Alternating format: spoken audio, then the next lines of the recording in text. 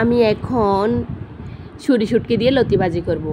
Hello everyone, আসসালামু আলাইকুম। আমি শুটকিগুলো ভেজে নিয়েছি, ভাজা হয়ে আসছে। আমি দিয়ে দিলাম লতি, দিলাম বেশি করে মরিচ পাড়ি, বেশি করে রসুন কুচি, আর বেশি করে দিচ্ছি পেঁয়াজ কুচি দিয়ে আমি ভালো করে নেড়ে ছেড়ে নিব।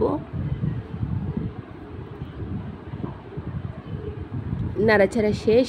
আমি এখন একটু কালারের জন্য অ্যাড করব হলুদের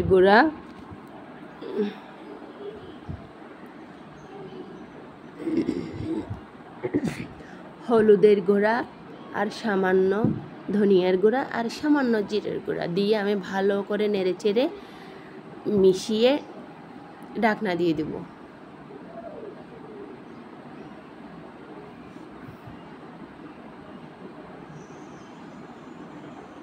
দেখেন আমার লতির কালারটা মাশাআল্লাহ, ওয়াও।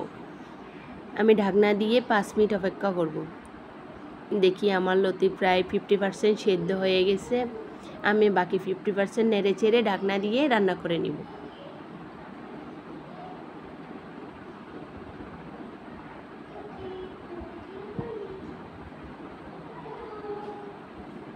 নাড়াচাড়া শেষ, আমি ঢাকনা দিব আবার। এই যে দেখি আলহামদুলিল্লাহ আমার লতি একদম ডান।